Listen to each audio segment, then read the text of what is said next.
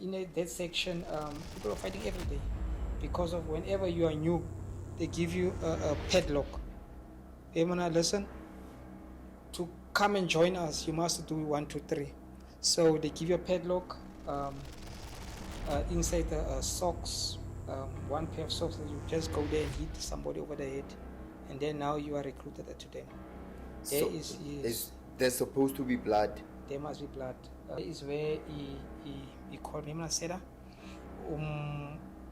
we will need firearms to hire. But if you're available, you can also come. There's a robbery job that we're going to do at Savoy Hotel, and there's also a job we can do at the airport. So now I'm escalating from house breaking to firearm and stuff to a robbery now, which is a house arrest. Yeah. Which is more severe, more serious. So now I met with the guys. We hit one score. We're enjoying ourselves. We got around 100 and something K with another score. What year was that? Robbery was 2006. So that's a lot of money back then. Yes. You are controlled. You don't have your time. They're telling you now it's time to wake up. Now it's time to clean yourself. Now it's time for Siko, which is our get up. Every morning we must wake up very early, and then we must go and sit and discuss like, how was your night? No, well, how was yours? Well, how was yours? That is the Siko. So they make you feel at home. No, it's like just a way of their discipline. Okay. Yes, it's just a way of discipline, but you don't have your time because of you are told or you are always assigned to do something. Yes, when to wake up, when to do this, when to do that, not to do that, and not to do this, and those kind of things.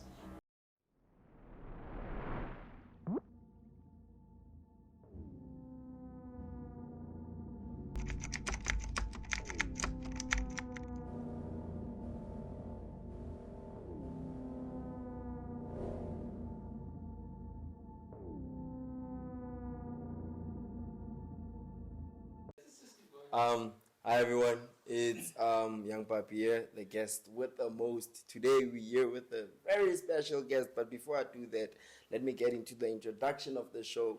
Let me welcome you guys to Open Ears, a podcast where we talk about true stories and real change. This podcast is actually about sharing the inspiring stories of ex-convicts that have transformed their lives and are seeking for acceptance in the society.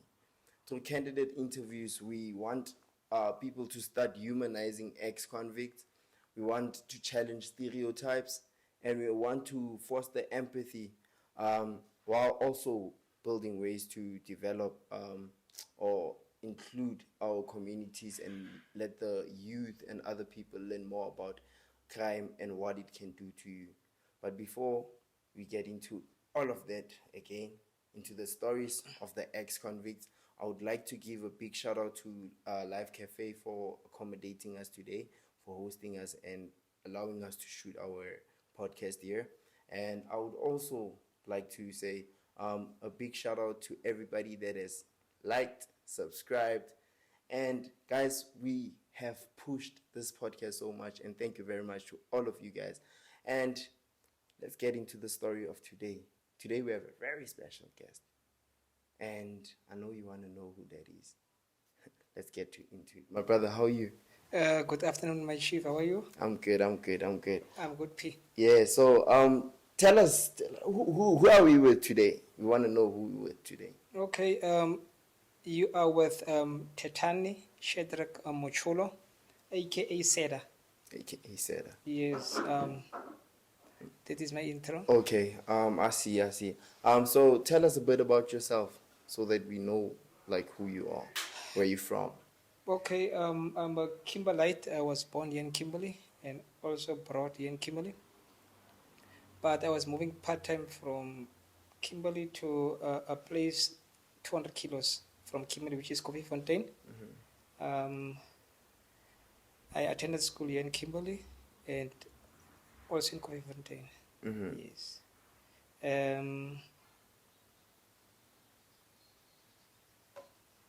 So basically, you did your primary and high school in Kimberley, both of them.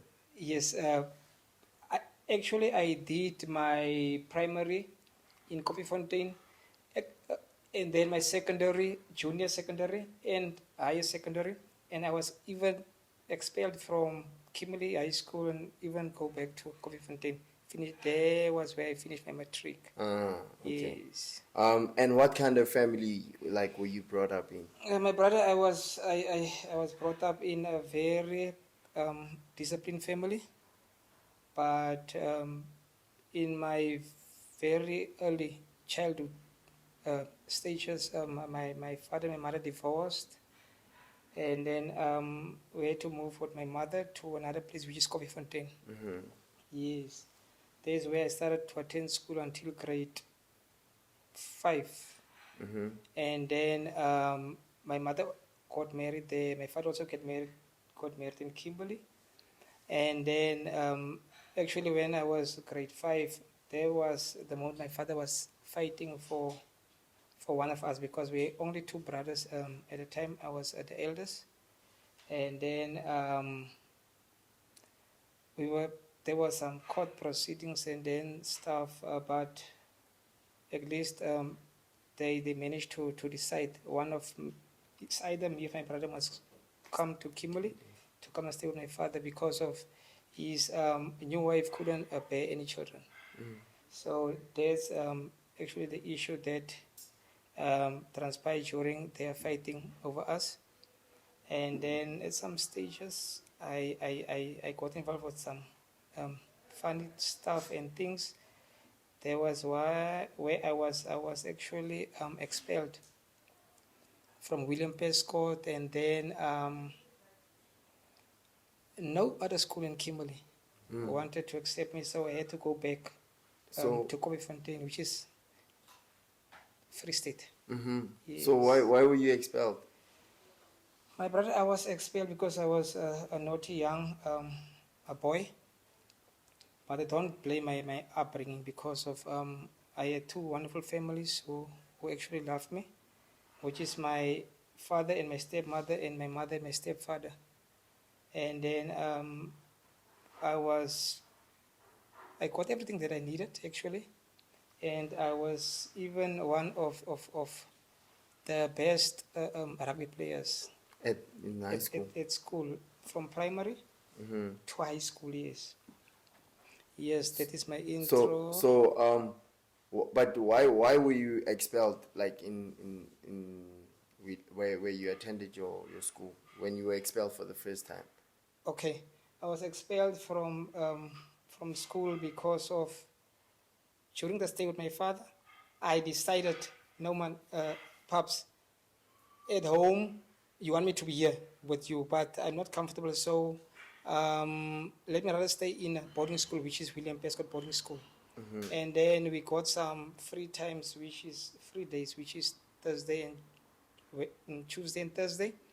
And then one moment I went to town on our free days, and then it happens during my town visit, I came back with a firearm from town, which I found in one of the dustbins, because of I was carrying some things. I remember I went to Clicks and buy some stuff, and then that plastic bag.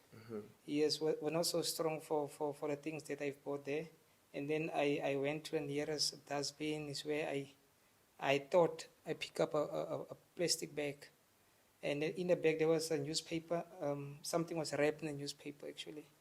And then there is where I took that, because of the moment You picked it up. I picked it up, I could hear no man is having some weight.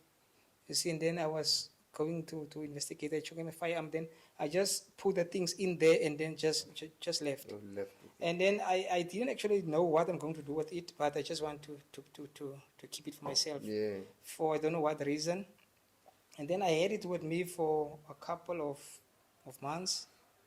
I was posting with it at school, now and then at boarding school. And then is where it get caught. It get caught because of one afternoon I was coming from the rugby gym. And then I left one guy in charge. He was staying with me because in the room we were three guys. I was having the middle bed, and then my lock was also in the middle. So there is where I actually kept the gun. And then the bullets, because of I got it with 4 bullets. And then the bullets, I just put them in my in one of my pair of shoes. So the guy knew there was a guy from outside Kimberley, from Richie. He was staying with me there, and then he knew that no man, the guy, I know where his things are staying. Actually, he's my friend. He was my friend, so we know about each other's stuff. Yes. Is where he took the gun. I don't know for what reasons. By then, I was still at the rugby gym. And then we were playing around. He fired 1 bullet because we're staying at the 2nd floor. Fire 1 bullet. He missed 1 guy.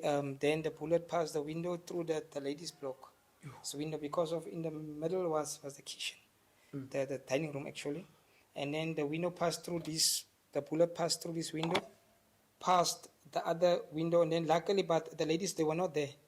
As we were investigating later on, the ladies, they were in a shower, the ones of the room. So the bullet just hit the wall and then just go underneath the bed.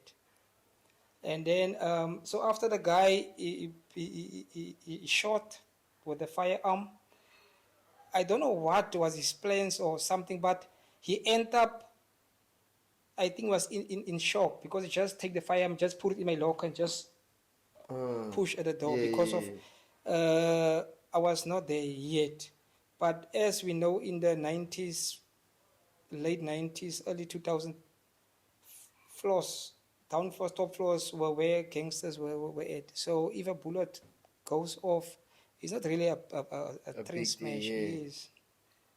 So, and then what actually transpired, I came from the gym. When I came from the gym, there's a guy from Congo, a friend of mine. He was staying in the first floor. I just first go there, but he makes some jokes and stuff. I don't know what is happening on top. So on each floor, there is a teacher. This guy is from Cape Town. He was one of my rugby coaches there. He's from Cape Town. Apparently, he heard the gunshot. And then what he actually did is he go and investigate. And then, according to him, he said, no, he could smell the gunpowder in the room. And they just opened the cupboards. And then the gun was just lying there. He took it while I was still not there. And I asked him, who does this belong to? No, to Sedda. You see? Yes, there is my first encounter. When I came to my room, the guys told me, listen, bullet hole through. We don't know where it ended up. But the guy played with the firearm. The guy was missed. Actually, he explained. Him and I were playing with the firearm, so Lennox just passed. He missed. You see? And then it went through the window, so Master what came and he took the firearm.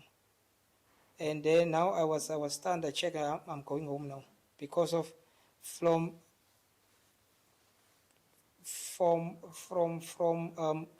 William Prescott to my place, it's about 5 minutes drive. It's very near. Yes. So what actually happened is I decided to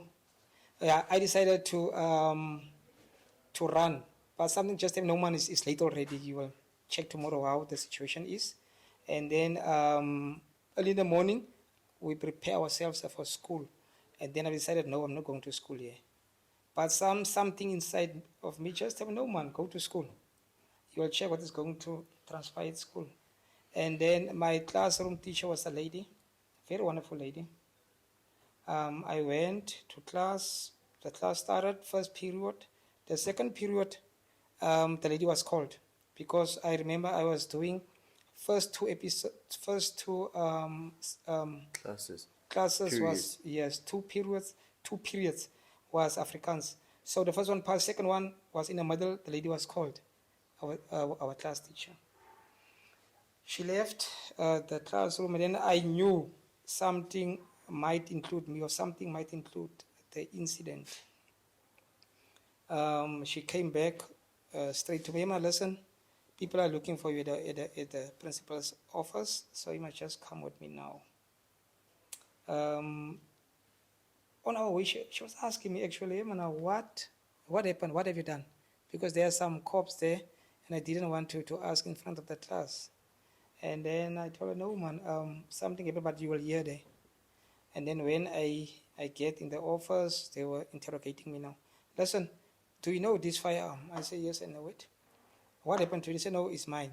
"Where do you get hold of it?" "No, I tried to make a story up that I found it that specific afternoon. So I never told him the truth that I found it a couple of weeks later, earlier, and then I was having it for some. So I just, "No, man, let me talk the truth, but not all of it." I said, "No, I got it in one of the dustbins, and then I thought I would take it tomorrow to the police station." And then one big white guy was just looking at me and saying, "Man, come here." When I come closer, I was just like feeling my heartbeat. You see?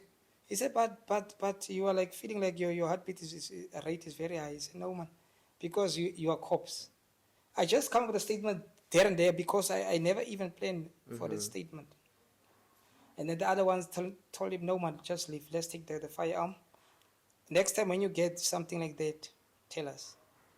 Sharp, go." That was my first encounter. When they left, I was expelled from school. But was the other guy also expelled? Or were you expelled alone? No, only me, because of was my firearm. And I also admitted that it belongs to me. You. And then you were moved to Koffiefontein after that? Yes, I moved to Koffiefontein because of no other school wanted to take me, yes. So when you moved to Koffiefontein, what were you going through? Like, did you also want to go back, or were you forceful, or because of the circumstances around that time, because the schools in Kimberley didn't allow you to come to go to their schools? Okay, me, actually, either way, was at Kimberley or Koffiefontein, because of I was staying in Koffiefontein part-time, remember, and even here. So either way, but it was bad for my father because of he wanted me here. And I also make some new friends here. So because of all these years, actually from a very young age, from 6, 7, 8, every holidays I used to come because I was brought here in number 2. Okay. And then then the hospital was operating. I was brought in the hospital. Then I was always with my father up and down. So yes. And then you get to Koffiefontein. Yes. What changes from Kimberley, the person that was in Kimberley in high school, and what you learned, and moving on to the next school? What were you like? What changed? Okay, the background just changed a little bit because of Kimberley. I was attending a colored school, or so-called colored school, because of majority was colors. And then I went to Koffiefontein to a total other culture, which is a white school. Yeah. Sports was a little bit better there because it was a white school, and in South Africa or here in Kimberley or around, white schools are better off in terms of sports activities. I even do better at athletics while there, because I also accumulated some medals from it because of I was too much into sport, but I was also naughty because I like firearms. And as I've said, in every or anywhere where we're going to steal something, I was looking for firearms. And then one day, what happened? And then one day, we took the 2 firearms that I've told you about, and then one got missing, the pump action. Got missing. We took it from a house breaking. It got missing. I was caught with the smaller one while I was in the high school, and was very close to the final exams. Is whereby I was arrested, and then I was sent to a juvenile institution. And then I was saying who was involved? Who else? Yes, I was saying no. I was involved with this and this and that because I was still a young boy. Yeah. Understand? Yes. And then there was one guy also. Now he's a counselor for the PA. Frankie was with us. The planning of the thing, he chose us to go home. that night. We went to go and make housebreaking. He chose us to go home. He said, "No, James, I'm not into this." And he's a close friend of mine. But I think he made the right choice. So when Freki was protected, because when you got the two firearms that night, he didn't go with you. He didn't go with us because of, I don't think, maybe it was his Calling. instinct or something, but he was not actually a naughty guy. He was just sitting with us in the corner, and then we go and do some naughty stuff. He just said, "No, chance, I'm leaving." And that day was there, that evening. We said, "Man, I feel like we're going to go in and go and steal what, you see." He said, "No, chance, I'm going home." And until today, we are friends. You and Freki? Yes, we are very close friends, and the guy never did any nonsense. He never did any crime. And later on, we got caught. I got caught with a firearm. Is whereby I put everybody in nonsense because of they found it in my possession, and then I was singing because I was a little boy. I said, "No, I was with this and that and that." And frankly, I couldn't point him out because he was not there. Yeah. We got arrested. We got sentenced because of we pleaded guilty. We got sentenced. That is my first sentence that I've received. And how old were you at that time? 16 or turning 16 somewhere. No. I was around 17. For firearm in possession? Yes, 17 because of I was telling the next after 2 months because it was November examinations. The next after 2 months I'm turning 18. So we got arrested. We pleaded guilty, and it was a big embarrassment because remember. And you're still in high school at that time, nah? Yes, and it's my final year. Oof. And then now what actually happened is, you remember I told you my little brother stayed behind in Koffiefontein. I moved to Kimberley. Yeah. Because my parents were fighting. No, they need each a son. Yeah. So now I went back and attended school with my brother at the white school because he was like 2 grades behind you. Yeah. Yes. So it was a huge embarrassment because I got arrested now, and then I got sentenced. What if I put him through? Because of after my separation from him to prison, obviously the reputation on him, because he was also good, very good, rugby, soccer and cricket. Oof, that guy was excellent. So, but that thing actually broke him. As my little brother, I got the most sentence. I got like 4 years. The others got 2 years 6 months. 2 years 6 months for the house breaking. I got 2 years 6 months for the house breaking, and they added with 18 months for the firearm. And then we got into juvenile. And let's get into the juvenile. Your first experience when you entered juvenile, or before you got to juvenile, because I believe before you get into jail you get to trial. Yes, but holding cells. Yes, we just got locked up in holding cells, but was still police station. Okay. And they got us like bail. We didn't really. Oh, you didn't really. Yes, and then when you got sentenced, that's when you moved to prison. Yes, to prison. For the first time. Yes, for the first time. And they took us to, because Koffiefontein falls under the Free State. So they took us to the nearest prison, which is Grootfontein in Bloem. Is whereby I met very famous guys who are famous now. But I was still staying in the juvenile department. But at school, we meet some guys. At a shop, we meet some guys. I met Gaten Mackenzie, the PA leader. Yeah. I met him there. And I also met Kenny Kunene. He was a teacher at school. Gaten was working at a shop. I also school in prison. That's yes, he was teaching. In juvenile. Yes, so he was teaching you guys while he was also in juvenile. Or was he in prison? No, he was in prison. Kenny Kunene was in prison serving.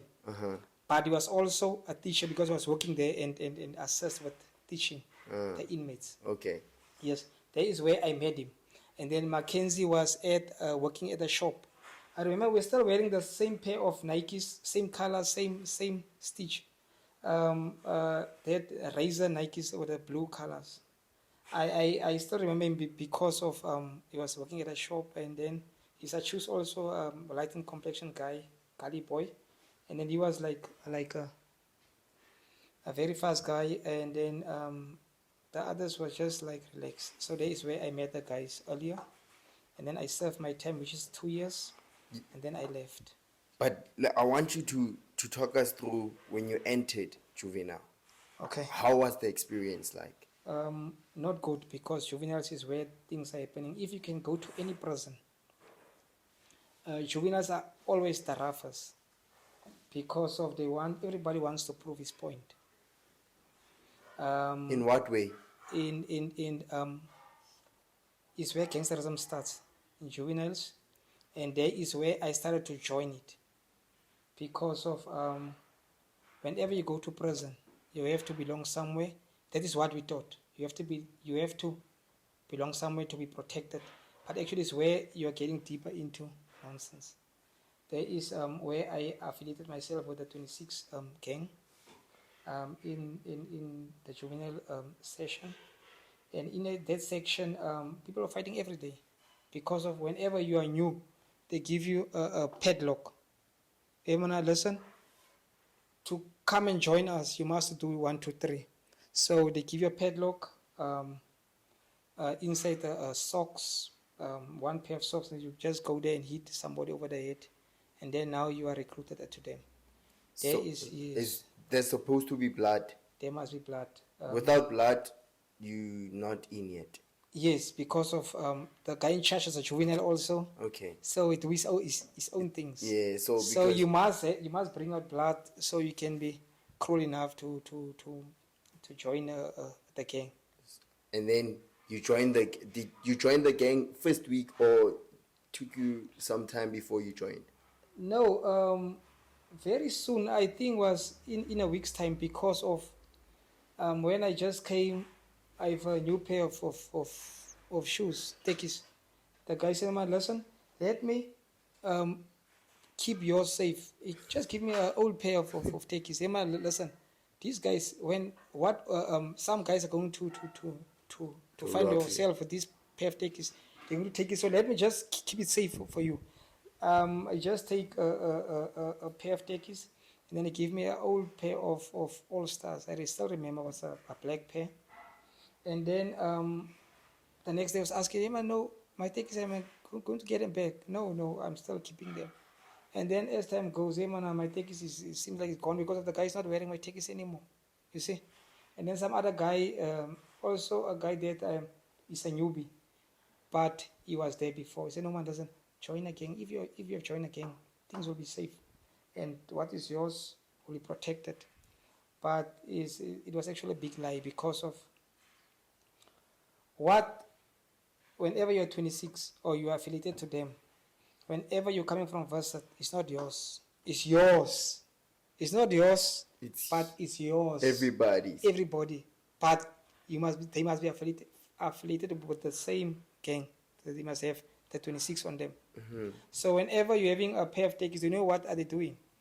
Let's say you're having a nice t-shirt. The guy who wakes up before you can wear your shirt. You can't say anything, because of it's not yours, it's yours. Sure. You see? So I think it's kind of their protection is how they were rolling, because they say, "No, there's a brotherhood, so you must share. You'll be safe." Obviously, you will be safe, but obviously you will not be safe, because of from somebody else's gang to come and fight you, you are going to be safe, because they're going to fight with you. But whenever Dave decided, "No less, the guy must take out the heat," you're not going to be safe, obviously. Yeah. Because they're going to give him and go and take out the heat. So yes. So that was the camouflage of it. But of juvenile. Yes. But for the fact that my tekkies were taken and checked, "No, man, I think I should join." And then you join. And then I joined. And then the experience, how's the difference? How does it change your experience? Because now you've just joined, and are you getting more like better things than before you joined, or is it getting better or worse?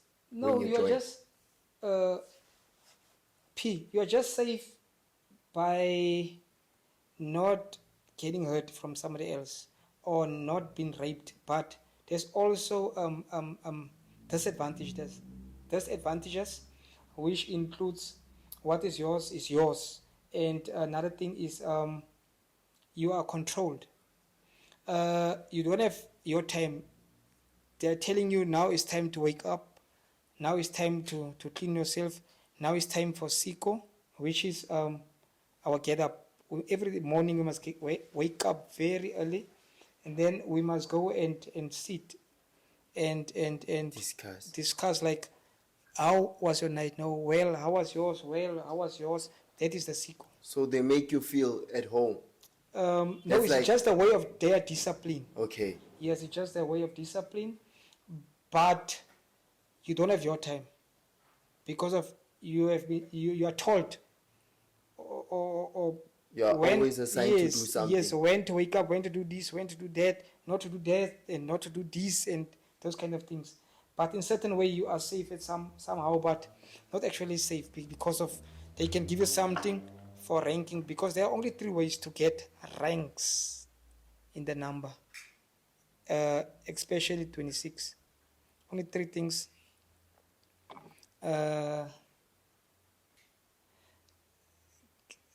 I don't know must I mention them, but anyway, what only they call it book, kroon, and number.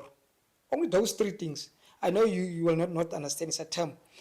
Book, kroon, and number is where you're getting ranks. According to me, book, you must know book things. Kroon, you must have money. And what's the last one? Book, kroon, A number. and number. You Okay, must just listen. know the number. By saying that, let me try to break those 3 down. Yeah. Book is you must be sharp, because of whenever you are affiliated to a gang, they give you vet and werken. They're giving you like what is your job and what is your the Rules rules and of it and responsibilities. Yes. So whenever you catch them like very fast, and how are you what are you wearing, because of we're having a certain uniform that they're giving you to your head. They might listen, you are wearing like this, you are having this, you are having that. So that is a book. You must know that by head. Yep. So every now and then they're going to take you guys and ask you some questions. Okay. So if you are sharp enough, that is book, then you can get a rank. rank. And then number, kroon is whenever maybe from a family you are rich or you're better off and you're getting vested like on regular basis. There's also where you can get like a rank because of you get money and then put it in the gang. Yeah. So and then the gang have more smoking, more doing this, more in doing that. So that is a kroon. But that happens also in juvenile. It happens there, buddy. Okay. It happens there. And then book kroon a number. Number is whenever they want to take a hit and they say, no man, let me take the hit. If they're going to say, man, a hit must be taken, and then you say, man, I want to take the hit. Whenever you come back from the hit is where you're also getting. So hit, according to my understanding, hit is, let's say maybe I've stabbed someone. When I take your blame, that's a hit. No, hit means whenever somebody must be stabbed or murdered with a padlock. Yep. You give yourself take the blame. You choose yourself. Same agents.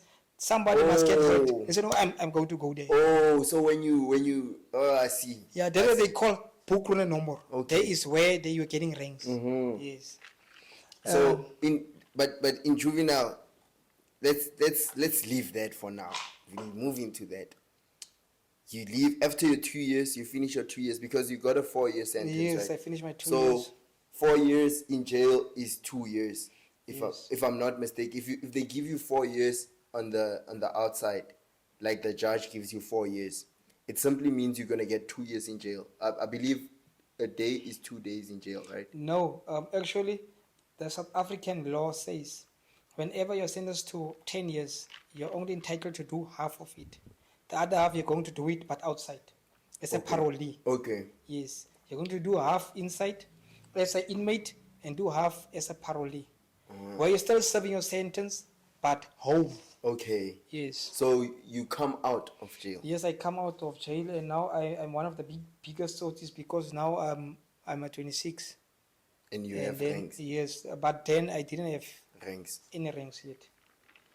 Because of that 2 years, I try to put myself To refrain from doing yes. certain things. And at least I got some versed, so I could put things into the Okay. guys. You Yeah. see? Yes. Like money. Like money. So I was still one of the special ones. Okay. Actually, so I didn't go deep into it because of I was still juveniles. Yep. And the juvenile in charge, he said, "Oh, the guy's getting busted every now and then, so he's close by you." So yes. So in that case, I only went from I only went 2 ranks. I only went to mountain because you are getting your Malay, getting your soldat, and then upwards. It's too much ranks. Okay. I only got to mountain. Whenever you're mountain, there are guys you are in charge with. They are in charge. You are in charge of them. You like the captain. You manage them. Yes. Sharp, and then from there I went home. I went home with a tattoo at my right calf, 26. And then I was now this biggest soldier, but my parents were not happy with that. And then I forgot to tell you, I managed to finish to write my exams. In juvenile. Yes, inside I managed to pass it because of, while I was outside, I only managed to write matric 2 subjects, which is languages, Afrikaans and English. And then I managed to write the others inside. I went home. I was now the biggest socio clever. And then that's in Koffiefontein. no, now I decided to come back. To come to Kimberley. Because my father told me, listen, nothing holds you there. So you must come stay with me now here again. Because of I was expelled. So now there's nothing, including school again now. Yeah. So I come and stay here with my father again. And then remember I was a Tsotsi now. Yeah. Or like behaving like a gangster. Yeah. And then I have like my attitude was like not actually good because of when my stepmother says this, I said that because I'm a Tsotsi now, you see. Yeah. Yes, and then I managed to fight with the now and then I decided, no, Pops, let me just make a build outside room for me so I can stay there, and then there is where I do things like the way I wanted to. My crime journey just go like bigger. Yeah, I just met now like more notorious guys, and then I was staying like very near from town. I'm staying in Santa. There is a ShopRite complex, but then there was nothing. It was just only a garage.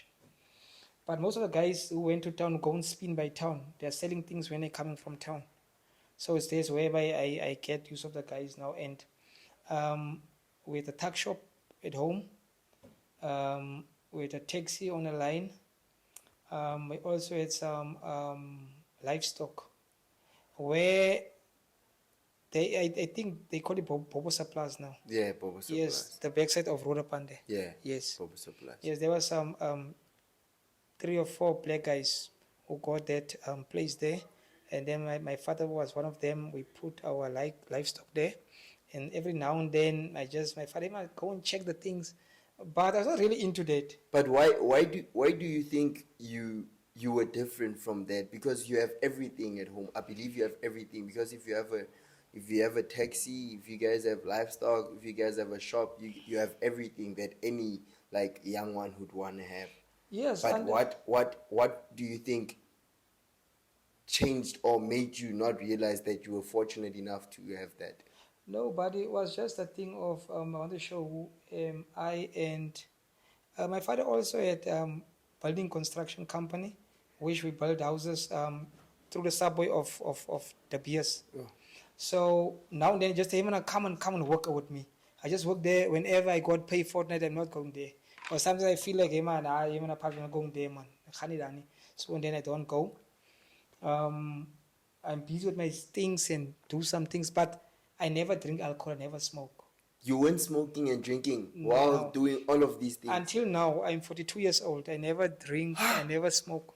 So everything that you did was I was sober, sober-minded. sober-minded. I never do any nonsense. Okay, yeah. Yes. Now I'm upgrading my game now. Now, but okay, so around that time, you come out, you came out of prison, and you were still with your dad. Your dad was doing great things, and you were doing things on the side. What particular things was it that was crime? Okay. I started to get my own firearm again, and because I was still into firearms and stuff. Yeah. Just playing around with it and do some things with it. Sorry. And how old are you that? Oh, you like 20? No, I was around 2021. Then, yes. And then I got arrested again. For firearm? For firearm, yes. Second time? Second time. And then it happens, the docket disappeared. Yeah. Yes, and then the case was withdrawn. And then, but it came up at the later stage while I was arrested now for robbery. Because the firearm, I'm a guy who's into firearms. So now what I did is, the guys, whenever they have a job, because of I had now 3 firearms. After that case, the second case where I was caught with a firearm, yes. Yeah. I had 3 firearms, which was 38 snub nose, and then Brazil a long nose, and with a Z. So another friend of mine, we also grew up together. He knew I have firearms. There is where he called me, Sedda, we will need firearms to hire. But if you're available, you can also come. There's a robbery job that we're going to do at Savoy Hotel. And there's also a job we can do at the airport. So now I'm escalating from housebreaking to firearm and stuff to a robbery now, which is a house arrest. Yeah. Which is more severe, more serious. So now I met with the guys. We hit 1 score. We're enjoying ourselves. We got around 100 and something K with another score. And what year was that? A robbery. It was 2006. So that's a lot of money back then. Yes. But now I'm 24 years now by then. Yeah. Because it's where I got arrested, like seriously arrested. You hit the first one, you scored 120 something. Yes, and then I hit another one whereby we got 60K. Because of now was the 2 guys who called me and me, and then I brought another friend of mine. So we are 4 just going and make the robberies, whereby I got somebody knows somebody, and then we got a hold of police uniform, and then the police uniform we acted like policemen. Yes, like policemen, whereby the people will trust us more, and then we rob them. And how did you rob them? No, at that time, you were just getting dressed and then in uniform, yes. And then maybe you drive to a car. No, not a car. We go to business places. Like the robbery that I was sentenced for was Chris Visser, the guy at the diamond mine outside Kimberley. And then one of his guys working for him told him, listen, the guy's having a mine. Just come. I will open the gate. You will wait for him, and then we can rob him. In his house, there are safes, diamonds, and money. And then we meet with the guy while he was off duty. We passed the place. He just shows him, here's the place, and then sharp, we passed. While we passed, we just saw one security sit there because they are making like turns. Just go and sit down and plan. And then we plan a day. We put a day that this day we're going to go there. But what actually happened, we didn't want to let him know. We give a wrong day. To the security, yes. The one that you guys worked with. Yes, so we told him we're going to go, like, I'm making an example. We said we're going to go Thursday, but actually we went Wednesday. Okay. Yes. For him to check him out, because of, in most cases, securities are the people who will get you caught. Will get you caught because of they're going to be pressurized, and then they're going to sing. Okay. Yes, and then we went there. We robbed. We found the lady there. First, we took the security guard on gunpoint, go inside, find a woman. The That's wife, in Kimberley. Yes, in Kimberley. And in Rivera. Yes. Took them on a gunpoint. I undressed the security because he had my height or body physique. And then I dressed in his uniform. I just go and sit where he was sitting, waiting for the guy to come in. Yeah. Because of we have his whole schedule that after work is going to a bar, and then from there he's driving home. Yeah. So we took the security, tied him up. I remove his clothes. I wear them. The guys are inside with the wife. I was sitting outside now, waiting for the guy to come in. But inside, I could hear some squirrel and stuff. And then I let the security guy go outside. I told one friend of mine, listen, go and check the security because I think we can work because of the guys, they show me, here are the 3 safes. So now I told the other guy, listen, go and stand outside, check the security guy, where he was lying. Don't mind if the guy of the house is coming. So now I pursued the lady, open the safe because I put it under gunpoint. And sorry for not telling you. The moment we get hold of the security guy, also take his firearm. So now I'm having 2 firearms now. Yeah. Was mine and the security guard. One of the security guys. So then we threatened the lady. The lady opened the safe. Is whereby we got diamonds. Diamonds that know the guy know the safe. The other safe was for the money. The other safe was for the lady. But what actually happened, we found out later, because we got 110,000 the lady while she opened. But in the afternoon they come 400,000 to pay the guys of the mine because it's a small mine. Yeah. So there's a 400K that came in. The lady took the money, hid it. On our arrest, they told us, no, listen, you take 400K that came that afternoon. Here's the slips of the bank statements. So you have taken 400K. The lady claims you also take 110. But while we knew, you took 100. We took 100. Anyways, okay. And then the guy who was supposed to stand outside with the security now, the one moment I saw is inside again. And then we put the money in a bag. We also took one briefcase with the what do you call it? The testers and the loops that are checking the diamond, the quality of the diamond and stuff. Yeah. Yes, we took that briefcase also. Put it just aside, but I'm having the bag of money. The guy who was supposed to look after security is now inside. What happened is the security jump next door, go and look for help. And then he came back with a guy of next door, a white man having also a firearm in his hand. So someone just came and I said, just go and check, the security is still outside. When I go check, the guy is gone. I can't go back in the house, agents, the guy is gone. Him now, where? No, what the guy, I left it where? We left him.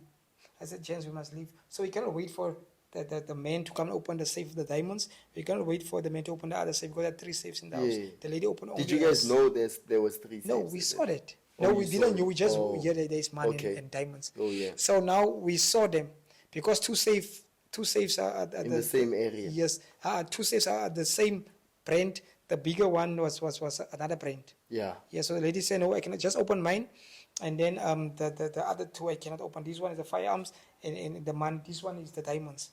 So we had to leave the 110K. We took the 110. No, the briefcase as well. So now I'm moving out first.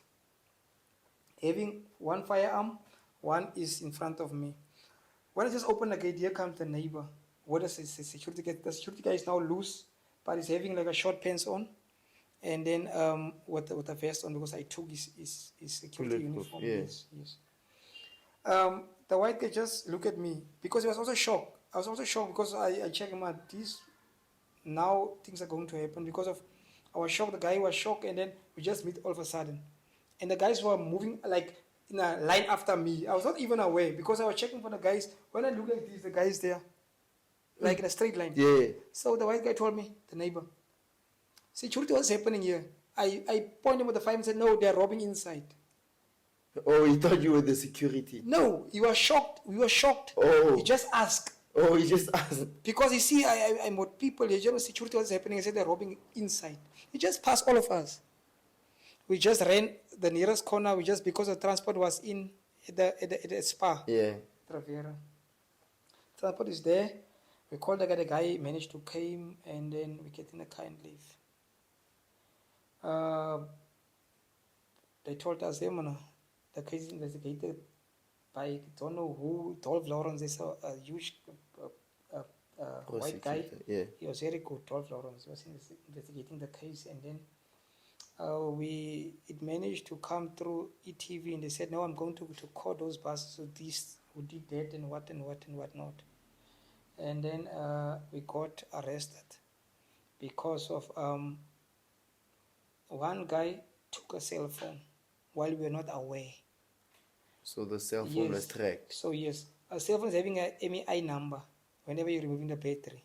So now they are matching the number which SIM card is inside and which numbers are put into that number. This is where they tracked us. Sure. Yes.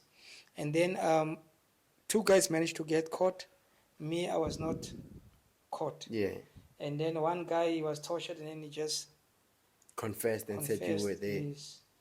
And then we got sentenced. For how many years? Before the sentencing, on our arrest, 3 got arrested.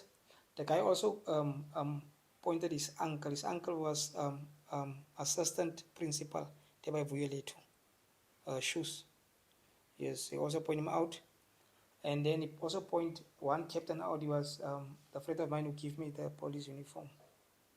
So now we have all 5 of us were arrested, and then staying in trial for a couple of months now. The cop, the guy, a friend of mine, he was a captain. Was asking me, hey man, I said, I talked to the guys, man, because I've lost everything now. My wife wanted to divorce and things are happening. So now, talk to the guys, and then so I can come out. And then I called a meeting. I said, gents, 3 of us robbed. That guy was a transport man. This guy was supplying with the uniform. Let's leave them. Oh, the captain was the supplier of the uniform. Yes. Let's leave them out of the occasions because of they're having more responsibility. So let's go and stand our thing, because it's not good what we're doing now.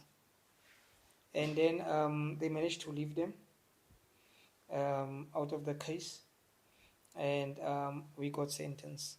But we tried for 4 years. Before you got sentenced? Yes. And then that was 2006. 2006. Until 2010. World Cup. Yes. World Cup was started while I was inside. I was watching the entire World Cup inside 2010. I was watching the World Cup of 2014 inside. I was watching the World Cup of 2018 inside. I was watching the World Cup of 2022 inside. So I was staying for 4 years of trial, plus 14 years, 6 months, or I stood in prison, or I stay in prison for 18 years. So you were sentenced, but yes. For how long were you sentenced? To 29 years. 29 years. 29, I must make 14 and a half inside. Sure. And then which I only managed to make 14 years, 3 months, because of I got remission from the president, was then Zuma. And then they included that. So I only stayed 14 years, 3 months. I got a date, and then on the 4th month, I got released. So, juvenile to prison. Do you move to maximum prison or C-max? Because I've learned something from Shoes. He says there's C-max, so did they take you to C-max? Because from my understanding, 10 plus years, or 10, 5 to 10 is maximum. Maximum, minimum is 1 to 5, and then 10 plus is C-max. My brother, I went to ultra maximum, not maximum, ultra Yeah, maximum. Because ultra of, maximum. Kokstad is the worst prison in South Africa and in Africa. I went to Kokstad maximum, ultra maximum. What transpired? I went to maximum. I served my sentence, and then there was a uproar at the maximum, and then There was what? an uproar, like a protest. Yeah. And then In prison. yes, the inmates were fighting. So the inmates members. can protest. No, like uproar, like fighting. Oh, they were fighting. Yes, with the warders. Okay. And we don't want them to come into the unit where we were, because we were not happy with the food that they're giving. Then we managed to fight them, and then they took us from maximum to ultra maximum, to the worst prison in South Africa and in Africa, because of Kokstad is the worst of them all. Kokstad, you're staying alone. Kokstad, you're going to the phone. You're getting only 40 minutes a month to phone. 40 minutes a month. 14. 40. Oh, 40. Yeah, 10 every week to call. Yeah. Yes. When you go to the shower, you are cuffed. You go out of your room, you're staying alone. You don't have to talk to anybody. You don't see anybody. But we still manage to talk. But we're not supposed to talk How to do you anybody. talk? Like on scroll, like, hey, what, Oh, you yeah, understand? you Yes. scream, yeah. Yes, we are screaming. So now what happened is But you don't know who you're speaking to when you're screaming.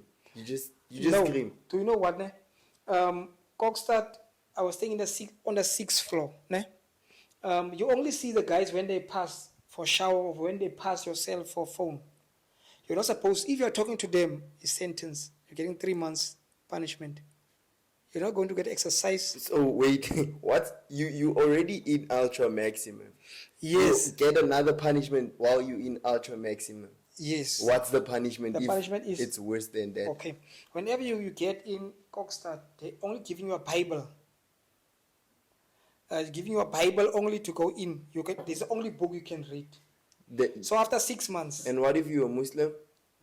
and then you will get a Quran. Okay. You get a religious book. Only. Okay. In one book only. Yeah. No photos allowed, no magazines allowed, no schooling, no nothing. You are going to make a call once a week. You are getting shop for 1 year. You only go 6 times to the shop for 1 year. How are you feeling at that time? I want you because that's totally like I would never do crime because of what you just told me. Listen, but how are you feeling mentally at that time? What's going through your mind? We got in Kokstad like midnight, around 2 o'clock at night. When you go in that prison, because of we burn maximum down. Oh, you guys burned it down? Yes, we hurt the wardens. We fight with them. We messed the whole place up. So everyone, all the inmates were taken, all of them to Kokstad. Yo. Because no other prison is wanted to take us. So they take us to the worst prison of them all. Yeah. Take us to Kokstad. When we get there, they are dressing you. You get undressed. Undressed, they take everything from you. Your cosmetics. Whatever you're having. You're going like this. They just give you a jumpsuit and go inside the prison. They take everything from you. When you get inside, they give you only a tissue, washing cloth, and a soap, white soap. That soap is having a funny smell actually. You go inside Kokstad. We're having money like in our accounts because the family can send you money. We get there on the 9th of January. We know actually on the 15th day of the month, on the 15th, all the prisons in South Africa, they're having shop time. They only have once on the 15th. You're having a chance to go and buy the needs, like your cosmetics and stuff. You're going to buy your ones, which is a snack here and there. Yes, and then you'll go next month again. Unless you're having a Versata, we can buy you those things through Versata weekends. Yeah. But for somebody not having a Versata, must only get once on the 15th a chance to go and buy your stuff. Now we are in Kokstad. We go there, we're having money in our properties. The 15th came, 15th of January. I said, shop. He said, no, you're going to get shop month end of February. From February, you're going to go to the shop April again. From April, you're going to get shop time again, June. From June, August, from August, October, from October to until December, yes. 6 times a month. So you're skipping one month. Yes, you go to just to buy a snack. Yes, a snack. Or even cosmetics. That's why, a gentleman, prison is not a place to be. Prison is the worst of them all. And we are taking things like very, very simple. That prison, I can do this, I can go to prison. It's not a good place to be. But anyway, I will come there. We went now we're in Kokstad. They took everything from us. They're locking you up with once, like everyone, we are only one in a single cell. Yeah. You can't talk to anybody. You only can read a Bible or Quran. The first 3 months, they're giving you a little bit of, they're easing like that punishment. They say, no, listen, you can get some family photos. You must choose at least 3 pictures of your family, which you can at least take inside. Just pictures? Pictures, yes. And then the second 3 months will be the 6th month when you are there. And then there's whereby they can give you at least access for novel books, like novel only. Yeah. Yes. And then they come at least once a week to give you to exchange them. And whenever you're there, you cannot give somebody like a lotion, somebody who's running short of a will call, who wants to call his family. You cannot, nobody is assisting nobody. Whenever you get there, they're giving you the rules whereby you're signing them down. And how's the bed? The bed is not a bed, it's an cement block with a mattress on it. Sponge. A comfortable mattress? No, not a comfortable mattress. How bad? Because if you were to describe that bed, how would you describe it? Like, is it as comfortable as sitting at the beach, or is it the worst thing? It's the worst thing because remember you have to sleep on that for a very long time, and you cannot change that mattress. You cannot change it. It's there because if you put that mattress on that cement block, you can just feel you can sit. It feels like you sit on top of the cement. Yes, because of it, there's nothing there. It's old. Don't you get sick? You'll get sick. You'll go and see the sister there, and then they're going to give you medication, and you're going to come back. Here's the thing: when I came here, my first couple of days there, the first week passes. I go and shower, but I couldn't put any lotion on my skin because they took our lotions. They took every cosmetics that you had. You only go in like that. So for the first 3 months, you don't have lotion? No, listen, listen, the first week passes. Nobody come in with nothing. You go and shower, and whenever we as Africans, especially me, when I go in bath or shower and don't put any lotion on, my skin is starting to itch. Yeah. And then the second week is getting worse now. The third week is getting more worse because of I cannot sleep now. Whenever I'm sleeping like that, I must first go and wetten my skin so it can moist a little bit so I can sleep. And then whenever it's getting dry, it's itching again and up again. So I must go and wetten my whole body again and sleep again. So it's like that. It was bad. And then I managed to go to the nurse, one nice colored lady. She asked me, how do you manage? I said, it's bad. I said, I came to ask some lotion for my skin. I said, listen, at least the person is giving lotion for people who are having like irritation on their skins. So there's this brown container of lotion. She gave me that. She said, you can put this one on. Vaseline? But no, just lotion, but it's for skin that is having like an illness or disease, yeah. but it's just keeping the skin like moist. Moisturized. Yeah. And it really assisted me for because it was cracking now. My skin was cracking now, and then I managed to go and take the lotion. I put it on immediately, and it feels so nice to have your whole body moist with that lotion, and I managed to sleep For your first time. for the first time Peaceful. after a fucking very long time. Sorry, Yeah. my language.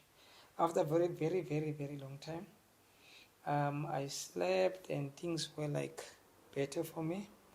And then I think she started to feel sorry for me because now and then she would just call, no, just call that guy. When I came there, she was just giving me like a scarf thing, just go and eat fast, because of was a very bad prison. And what do you eat? How many times do you guys eat when you We eat? only eat twice. Early in the morning and at night. We eat at morning, and then we eat 1 o'clock. Then we eat tomorrow. That the next day again. Yeah. So you eat at 7. Yes. And then at 1, and then the following morning. Yes. So at least afternoon she can just manage. I call the guy then. She was just like lying to the member. Man, I want there's some things that I must give him what medication and stuff. When I just go there, It's food. because of now when we're in the consulting room, the member was staying must wait outside, and then I was there, and then she was saying, just eat fast there, and then I managed to eat fast, but it was not a nice thing, because of you go to shop, buy your things before the first 2 weeks ends. It's already out. Do you know why? Because the food is very little, so you are eating like constantly, like you're eating like every now and then. Yeah. And things are not going to last. And some other guy told me, I said, don't you have salt there? I said, no, I have salt. So he was saying the cleaners, go and ask me salt there by the guy. I give the guy salt. I asked him, why do you want salt? He said, something when I'm feeling hungry, or if I feel like my jaws, I feel like I just take a little salt and eat. That is how prison is bad. Ultra maximum is bad. Ultra maximum is bad. For how long were you in Ultra? I was there for 1 year, 1 month. And then for how long were you in you went from Ultra? So no, from Ultra 1 year, 1 month, I went back to maximum again. Mm-hmm. And then is where things were actually like very bad again, because of, yes, it was still bad because it's maximum still. Yeah. But there was Ultra. Now here you are staying in a communal cells at least. Yeah. You are talking about guys, but it's still very much rough because the number. But for personally, myself, I feel like if I was to go to an Ultra, it would be better than a communal, because communal is where it's more dangerous, in a sense of you can die easily because there's a lot of people, and in like when I'm alone, I can just manage alone. Okay, let me tell you now. Ultra is worse because of they are hitting you like psychologically. They're hitting you like very deep. There are guys, I went with them from maximum to Ultra, they kill themselves. In Ultra? Yes, it's worse. But how do you kill yourself then? Okay, there was this friend of mine, very close friend of mine. The guy was so cruel. The guy hanged himself like, there you're getting like your sheets, where you're stretching your bed, Yeah. and then get the blankets and sleep on top of the sheets. So the guy took the sheet, he just tear it off, because of where it folded. There is a folded part which is like harder than the rest, especially where it the rent of it. Yep. You see? He just manages to cut him. I don't know what. He just tear that piece off. The guy hang himself from very low place, because of the roof is very low. The guy hang himself while standing, while he was on his feet. He just wanted to kill himself because he just managed to close it, to hang it there, and just there, and then pushes his body down. And then he died. He died. And then the other one also died. They also died. Sure. Also, and then one. You moved to the communal cell. Yo. And then I moved back to maximum, to the communal cells. There is where gangsterism is breeding now, because of you have to work your way up. You had the mountain. when you went there? From juvenile, and from I'm now an adult. I'm going there. I'm going up the ranks, and the general of the prison is having six ranks. I was having this very same ranks of the general. I have to fight my way up. So you had to get 7.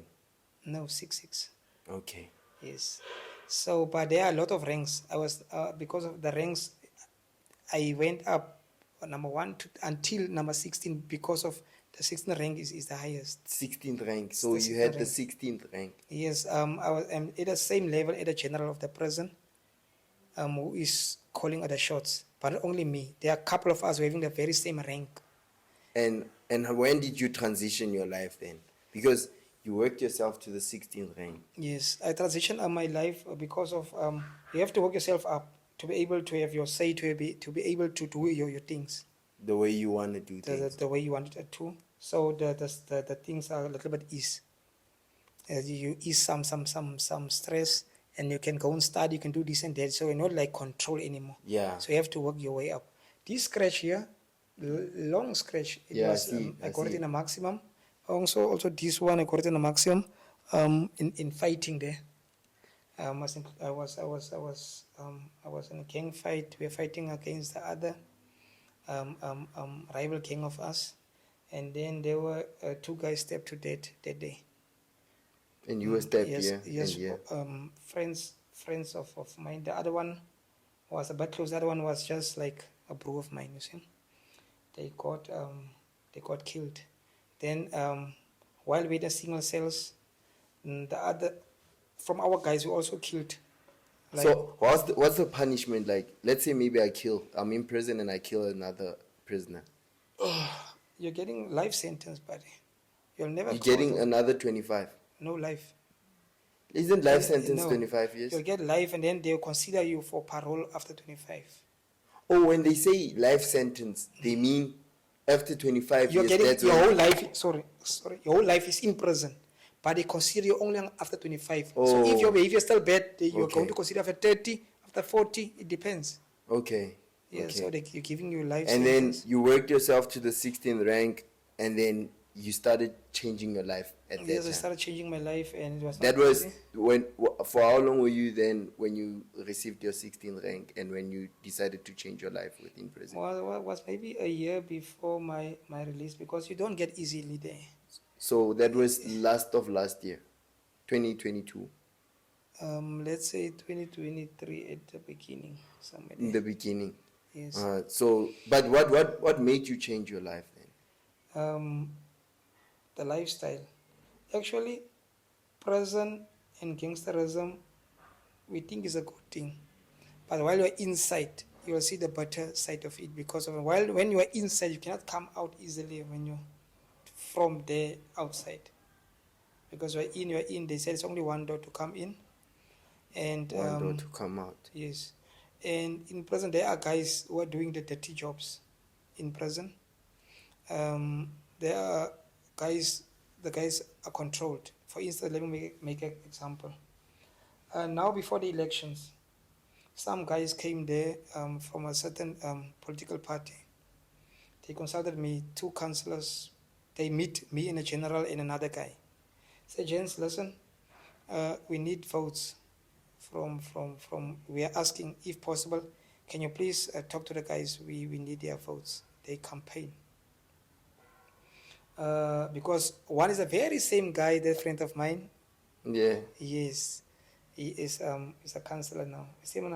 Sedda, just ask for me, man. I want to come and visit you with some of my comrades. We need some votes, if possible. Then talk to the guys. Say, no, man, that is not a train smash, Okay. because of we're just going to tell the guys what to do. Because obviously you were general. Yes, Yeah. yes, we just tell them what to do, and then but we're going to show them why is that important to do that, what we ask them to do, you see. And then they managed to go there, and then they visit us, and then we give them the results they were looking for, because of we managed to talk to the guys. But what makes you sure that they voted for the party that you want? Okay, the percentage tell us because of we are having A certain percentage. contacts outside. People were sitting at the centers, the counting centers. I don't know what's the total. The total is so we had highest total there, something like 81%. Phew. So sharp. We went outside. Oh, sorry, we're still there, and then So, but after that was 2020. When was the elections again? no, this year. Yes. Oh yeah, but Yeah. when did you change? When did you change? Sharp. Actually, yeah. I changed around last year. Uh-huh. Sharp. Why? And listen, and if you change, you cannot come out of the thing. You can just ease some things because you know information from inside. Yeah. That's why certain things I cannot talk about them like Yeah. in depth. Yeah. Even shoes were here. I was with shoes. In prison, same unit, we were like rubbing shoulders. We are both studying. I'm also closing my qualification now. It's my third year. Which qualification? Yes, which is a diploma in public supply chain management. I'm going to graduate next year. Congratulations. Yes, in I'm going to advance. graduate next year. And I also did some engineering studies. I did N1 till N4 in electrical and N1 to N4 until mechanical. I also have a high certificate in occupational health and safety. Yeah, but I managed to study. But you can only do some things whenever you are there at the ring. So whenever you are like there, you don't have really much to say because you must be there whenever the guys needed you there. Mm-hmm. So now I managed to study. As I've said, shoes are also studying, and I know shoes. Oh, so you got out through the studying. That's when they consider you for going out. It's also part and parcel of that. Okay. Yeah, they're going to look at your behavior for the maybe past year or so. Yeah, because of all the nonsense that you have been doing all these years, they kept it in your file, but they're going to tell you, listen, now you're going home soon. Show us that you have changed. But truly speaking, I changed because of through the grace. The grace was over me. Yeah. If it wasn't over me, because a lot of guys have passed on in prison.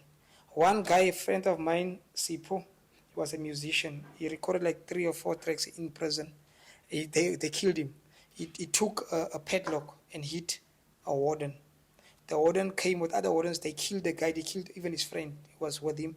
They assaulted another one and caused brain damage. So the guy, I meet with him now, and then the next moment he's dead. Sure. They killed him like the case is still on. They killed him. He's out now. And for when you were about to come out, what did you tell them when they asked you, what makes you different? What makes I us? accumulated a lot of things. I was the chairperson. I was elected the chairperson. While I was still very active for the past 3 years of the soccer league. It's Diamond Soccer League. Yeah. I have made a lot of changes.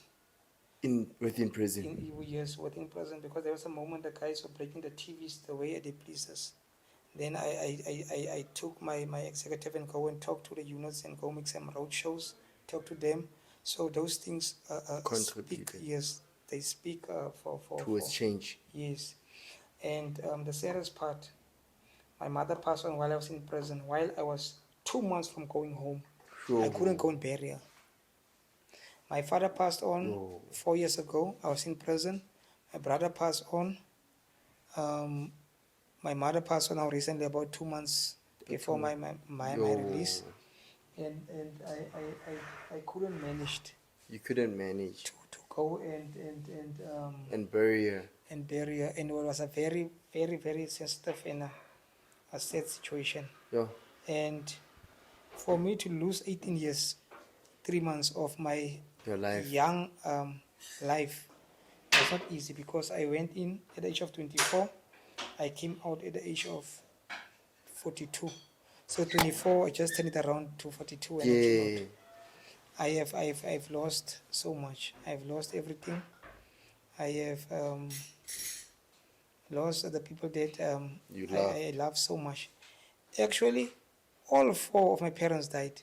My step and Sure. And your yes, your biological. yes. But who do you have now? Um, now I have some step siblings. Oh yeah. The guys, they're saying we should wrap up. They're saying we should wrap up now. And I feel like there's still a lot of stories to tell yet. So wait, man. I'm giving you guys a task. Because you guys can see there's still a lot that I wanna ask, man. But unfortunately because of time and everything, you guys should tell me. Do you guys want a part two? If you want a part two, I'm giving you guys as soon as it hits 1,500 after dropping this video subscribers. So guys, because there's a lot of stories, and I know you guys also want to ask a few things, and I'm giving you guys the platform to even ask it on in the comment section, so that when we come for part two, I know which questions to throw, because I feel like I've probably missed out certain things, and he also wants to say more, and I'm going to give him the platform now to thank everybody that, I want you to thank everybody that has helped you, like with your release and you being outside, and how they actually helping you also transition into the outside world. Okay, I will give special thanks to Frankie. Frankie Koffiefontein is one of the councillors of the Patriotic Alliance, PA. I would also like to give special thanks to Bobby, Pastor Bobby, because these are the guys who make things happen to me, or for me actually. These are the guys who come and visit me while in prison. These are the guys who give me a chance, because of currently I think this is my second weekend I'm in Kimberley, weekends, because of I was moving around. When you came out, when did you come out? Last month. I'm having now 1 month and 3 days. Now Tuesday I came from Joburg. I went there to make to give some motivation to young people. I came from Postmans and talked to the young people. I came from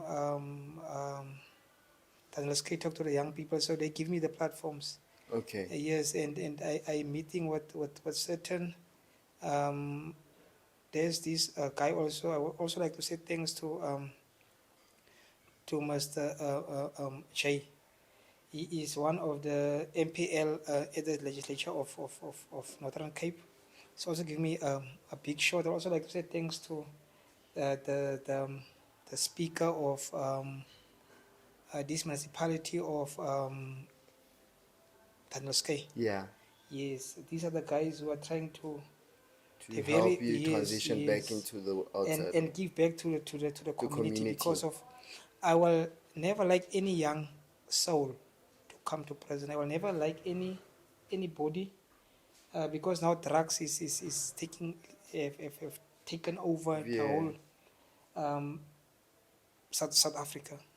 So and it's causing people to do certain things, and they will end up in prison. Prison is not a good thing. It's never a good place. It's never a place to be. And the likes of Shoes them, they make episodes before.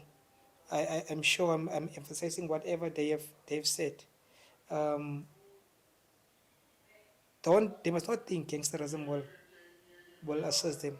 Whenever they're going to affiliate themselves with any gangsters, they're going to use them and they're going to kick them out. And some of them will not make it alive. They will never make it alive. Some of us, it was just the grace. Shoes was the grace. Because some guys that was with him never came back.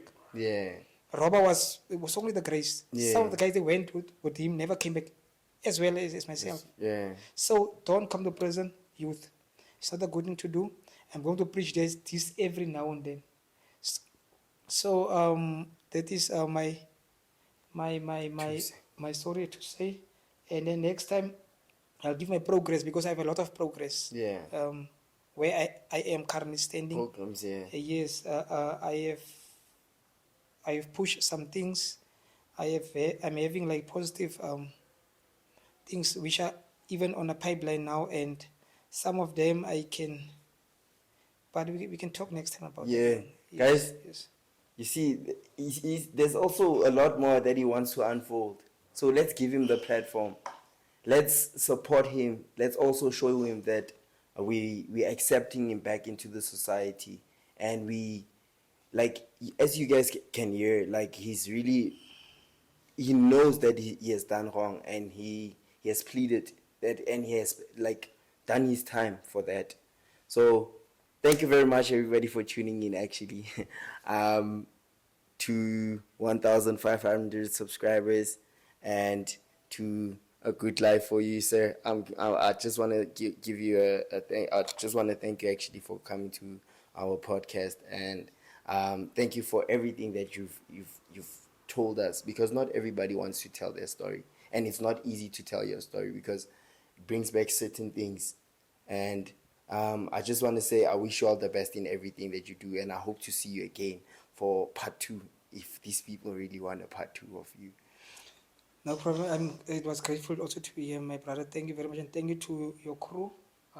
Was easy guys to work with, and I would also like to say special thanks to my guy Shoes, Dancing Shoes. Yes, he's the guy who brought me in to give my story, and anytime I'm here, guys, I'm here, and I think we'll still wrap shoulders. We'll run a few programs together in the near future. We'll do certain things together in the near future. Guys, actually, we signing out. Thank you very much, and I appreciate the support that you guys are giving us on the podcast. And now, guys, forgot to tell you guys something. So there's something called a membership payment or something like that. So you see, when you subscribe, there's like something there where you pay. So if you want to support the podcast in getting better equipment so that we use better things, man, you understand? Please throw in a young 20 rand, a young 10 rand, a young 5 rand, anything, any little money that you can give, so that we can actually, like, work hard and bring more guests from actually everywhere outside of South Africa. And like, now we're still broke. We don't have money yet. So as soon as we get the money, right, at least the guests will get something. You understand? And thank you for everything, guys. Shout out.